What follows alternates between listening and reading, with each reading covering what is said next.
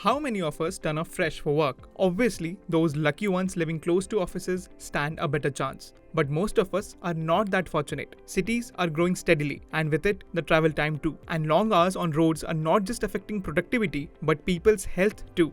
While some Indian cities offered good public transport systems and better roads which made traveling hassle-free, others did not. A recent report by Ola Mobility Institute or OMI titled Ease of Moving Index Report 2022 breaks down urban mobility on 9 broad parameters like affordable mobility and seamless mobility. The report analyzed mobility in 40 cities and more than 50,000 people responded to the survey which formed the basis of the report. We look at 2 key parameters.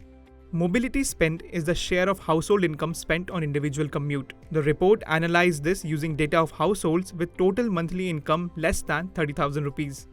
In cities with a population of less than 10 lakh people, Thiruvananthapuram and Cochin, both in Kerala, were top ranked in mobility spend. This means that people in these cities spent the least percentage of their total income on transport. In Thiruvananthapuram, the government has introduced a city circle bus service which has an option of day pass for Rs 50. In mega cities, with a population of more than 40 lakhs, Kolkata and Hyderabad were top ranked in mobility spends. The report claimed that in New Delhi, commuters spent 10% of their total income on transportation. This is despite the state government providing free bus travel to women.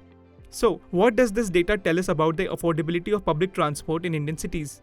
Bus systems are backbone of affordable public transport in the city, which has a much wider coverage.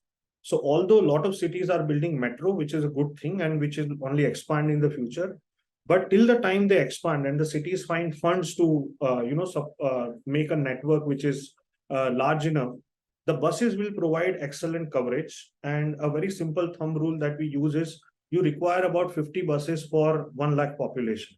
The reason why Bangalore survives still as a thriving job center, economic hub, is because of its excellent bus system, which is affordable. There are, I think, about 7,000 buses in Bangalore. So all your low income group, middle income group, even sometimes upper middle income group would use buses. Lot of the cities, like unlike Bangalore, which does not have a very good bus system, you will find that there are number of two-wheelers in them. Till the time your commute is 5 kilometers, 7 kilometers, no other public transport can really compete with the two-wheelers.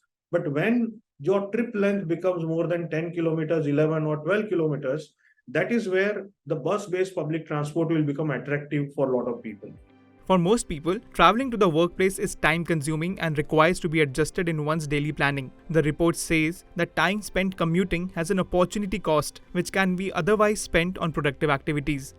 Among mega cities, Surat and Ahmedabad are the only 2 cities where people reach their workplace within 30 minutes. New Delhi was ranked lowest, which means commuters took the highest amount of time to reach office in the capital city. Mumbai and Hyderabad were ranked poorly as well. So, what is the productivity loss because of this? It's very important to consider transport externalities.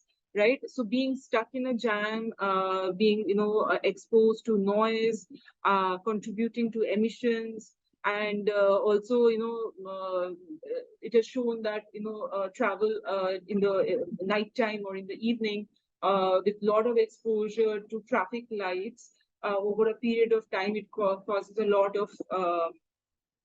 of problems, psychologically in terms of sleep and all of that. So all of these factors together do have a huge impact on health and hence quality of work and quality of life. So we have to look at public transport not in bits and pieces. It has to work in a system.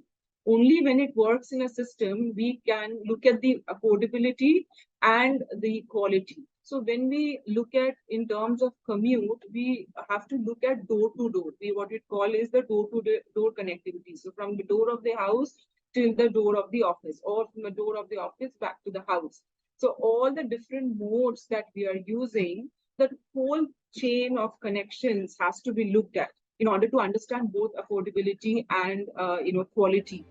In the last 4 years, people have started using more public transport. 50% of all the cities surveyed reported a rise in its usage. However, at the same time, perception of affordability of public transport has decreased. The report has pointed out that as India strives to become a $5 trillion economy by 2025, our lighthouse cities need to demonstrate mobility traits which are second to none. If you like this video, share it and subscribe to Business Standard.